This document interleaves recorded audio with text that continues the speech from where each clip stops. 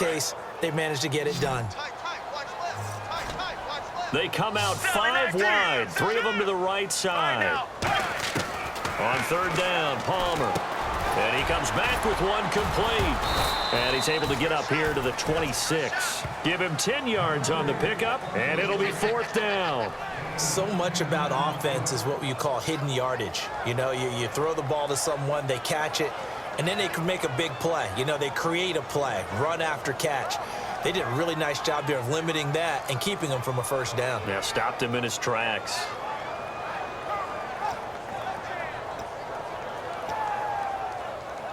And in their own territory, needing only a few inches, they're going to line up to go for this thing on 4th down. Palmer's going to keep it on the sneak. It'll be a pickup of only a yard, and they're able to convert here on 4th and inches. It seems like, and it is a gamble on their side of the field, but they have supreme confidence in picking it up on a quarterback sneak. You can just feel it from this team. Offense comes to the line now, 1st and 10.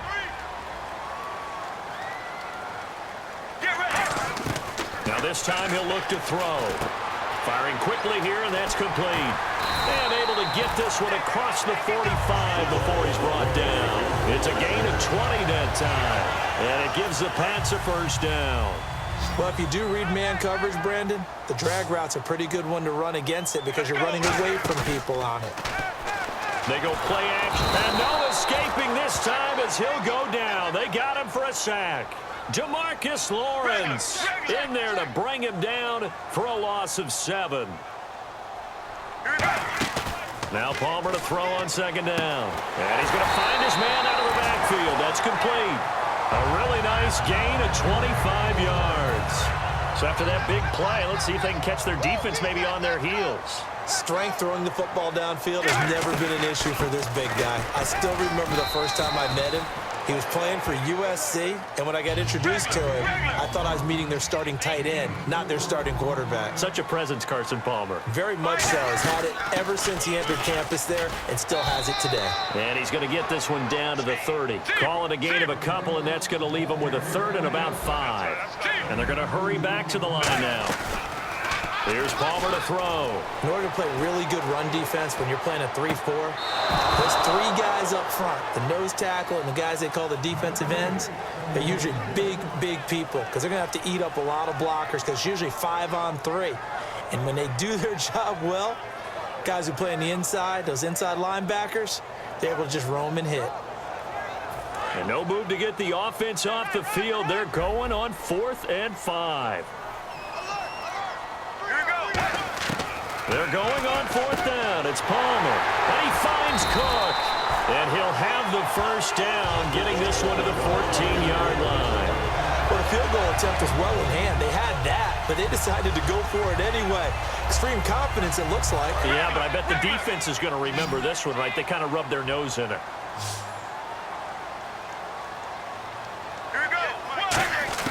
From the red zone now, here's Palmer on 1st down. That is caught at the 7-yard line.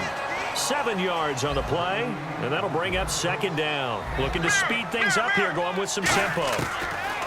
Throwing again here, Palmer. And the hit jarred it loose. It's incomplete.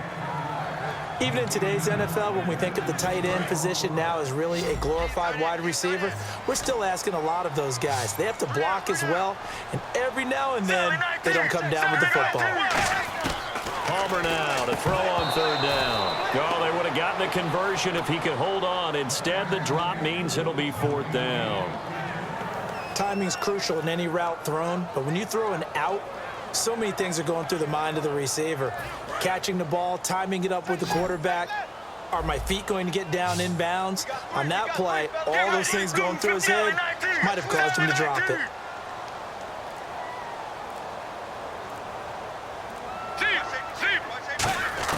They'll try and throw for him with Palmer. And he'll take it into the end zone for a Patriot touchdown. Jared Cook, a 7-yard touchdown grab. And the Patriots have retaken the lead. Big 4th down conversion for the score, and the defense, that is a tough pill to swallow. Big time for them. How about them just deciding to go for it on 4th down? And, okay, forget the field goal, because that looked like an easy 3 points. Yeah, you might have had a defensive breakdown in there, but they pressed the issue and found a way to get it into the end zone. Give them big credit for that. And a couple yards deep, he'll go to a knee. He won't return it. And they'll take it out to the 25. And Green Bay getting ready to go as they take the field. They trail offense, first time to touch the ball in quarter 3, and we'll see what they can do. And I can't wait to see what they have planned, because some teams script to start a half. Other teams just go, okay, these are the sequence of plays we want to run. These things worked well for us. And sometimes they throw in that big chunk play right away. Shocker. Try and get after them early and try and create a big play to give themselves some momentum. See what they have up their sleeve. One back is Lacy. To throw, it's Rodgers. He finds Randall Cobb with a completion. And he's brought down. Back now in Foxborough. And we've got a dandy here. A 1-point game as we begin the 4th.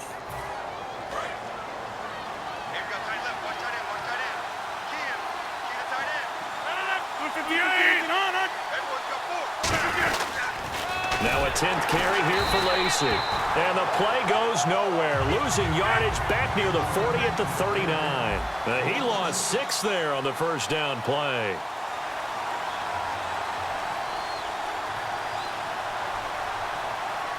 Now whistles come in. We're going to get a timeout here by the offense. It's just their first. They'll be down to 2 remaining as we step aside here in the 4th quarter.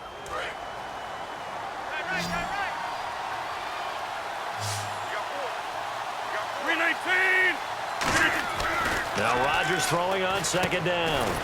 Complete here to the right to Bolden. And he'll get it into enemy territory just across midfield at the 49. In recent years, the slot receivers really gained stature in the NFL because they can do so many things. Yes, they can line up wide like your normal wide receiver, but to have that kind of courage and toughness to run routes in the middle of the field and become dependable targets for their quarterbacks and move the sticks, those guys are worth their weight in gold. So the offense needing 4 yards. It's 3rd down. Time running out here on the play clock. To throw is Rodgers. And he couldn't hang on to it through the contact. Incomplete. I'm not sure we could spot any tendency here on this 3rd down. They could have run it or passed it. Either one was available. They chose to try and get it through the air, but they were unsuccessful.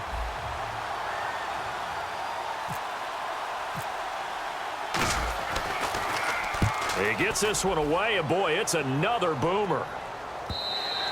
And a bit of a mistake there. This is well into the end zone for a touchback.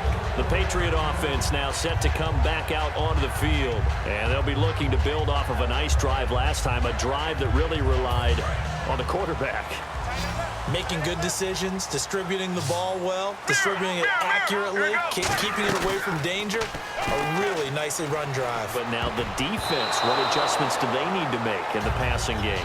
Pass rush, pass rush, pass rush. Whether it's the guys up front or maybe you bring additional guys, but you've got to disrupt the timing of them throwing the football. We'll see if they can disrupt it here. So they're leading. They have possession of the football, and certainly this is where they just want to milk the clock. Here we go. 2nd and 10 now, and it's Palmer. And he almost had it defensively. Could have been a game changer there in this second half. Instead, it's 3rd down. Well, he did almost everything right. Excellent coverage, breaks on the football, just unable to haul it in and take it the other way. So he dropped an interception. The key for him now, don't dwell on it. Just move on to the next play. It looks like the Packers have added an extra DB on 3rd down. Now it's Palmer. And this time he's got the hook up. It's complete. It's a 9-yard pickup on the play, and that'll bring up 4th down.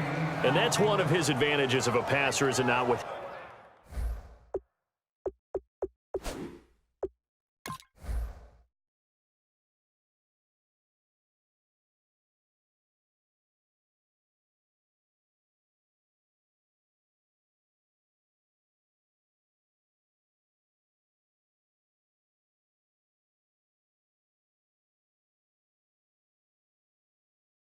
his height, setting back there in the pocket, firing it over the middle, he can really see everything clearly.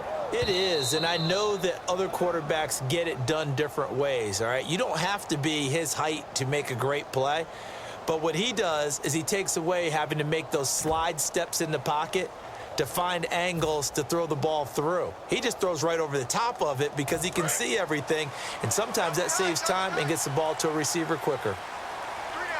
Let's go. And they're going to go soft on the corners. Looks like the defense in press coverage here.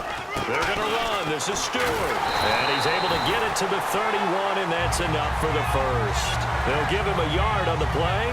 And on 4th down, they're able to convert and move the sticks.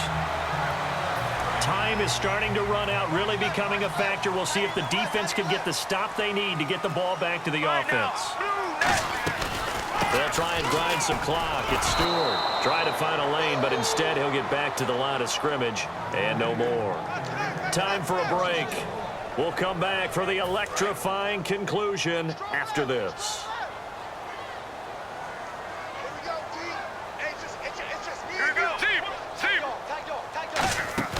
Now Palmer to throw on 2nd down. And a quick throw here that's complete.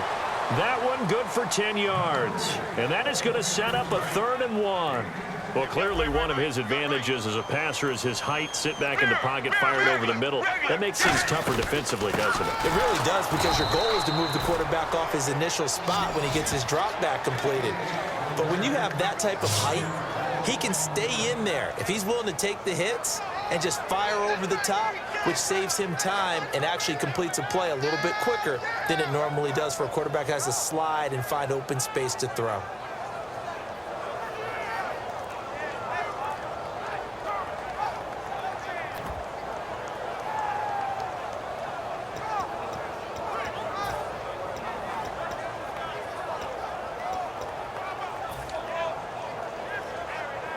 And here's a big one now. Try to hold this lead. They're going to go for it here on 4th down. 4th down. Palmer's hit. Fumble. He loses the football. And the Packers pick it up. And they are going to take over right there at the 22-yard line. The Packers offense now heading back out onto the field. And a tight game after punting last time. See if they can get something going on this drive. As they head to the field now, with a game this close, you got to feel there's a sense of urgency. Now we're going to get a timeout here called by the Patriots. It's just their first. They've got 2 more to use here in the final stages. One back is Lacey. He'll get the football here.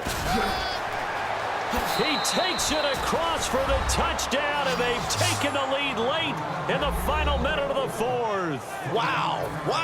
So how many practices have we watched over time where the offense works on scoring late in the game and finding a way to win, as we just saw there? Just saw it right there. Now can they preserve that advantage that they just got? And it is incomplete, so they can't convert for 2.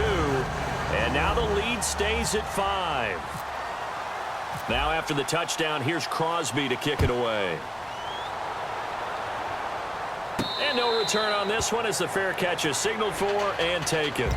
Now the Patriot offense set to take over again. One possession game, time very much a factor. How does the offense handle this situation?